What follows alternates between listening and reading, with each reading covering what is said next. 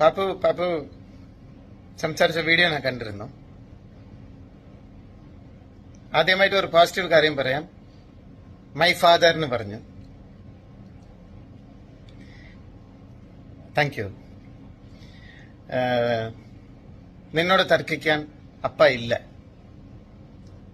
മകളോട് തർക്കിക്കുവാണെങ്കിൽ ഒരു അപ്പൻ ആനേ അല്ല. പിന്നെ പാപ്പു പറഞ്ഞ ചില കാര്യങ്ങൾ എന്നെ വിട്ട് പാപ്പു 2.5-3 വയസ്സിലാ പോയത്. 3 വയസ്സാകുമ്പോ എന്നെ വിട്ട് അകന്നു പോയി. ഇപ്പൊ ക്ലാസ് എടുത്തടിച്ചു എന്നുള്ള കാര്യമൊക്കെ ഒരു കാര്യം പറഞ്ഞിരുന്നു പാപ്പു. ഞാനിത് തർക്കിക്കാനല്ല പറയുന്നത്. 5 ദിവസം വീട്ടിലിരുന്നു, അന്നം കൊടുത്തിട്ടില്ലെന്ന്. പാപ്പു ഇത് തർക്കിക്കാനില്ല. ജയിക്കാൻ പറ്റും. ഇന്ന് ഞാൻ തോറ്റു കൊടുക്കുക. നീ ജയിക്കണം. വാക്കായിരിക്കും പാപ്പു. നിന്റെ വീഡിയോ മുഴുവൻ ഞാൻ കേട്ടു. ഇഫ് യു ലവ് മീ,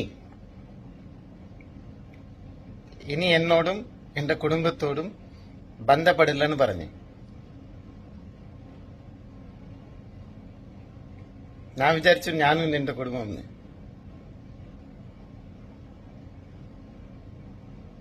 ഞാൻ അന്യനായിപ്പോയി നിനക്ക്.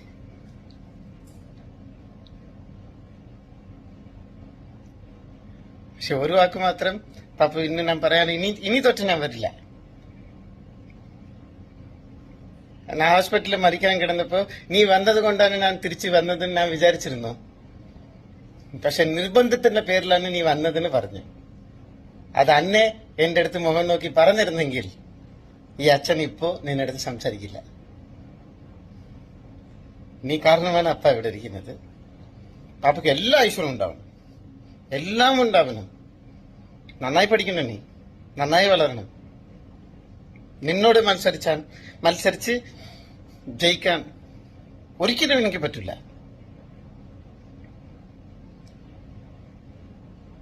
നീ എന്റെ ദൈവടകണ്ട. God bless you. ഇനി തൊട്ട് അപ്പ ഇല്ല, ഞാൻ വരില്ല.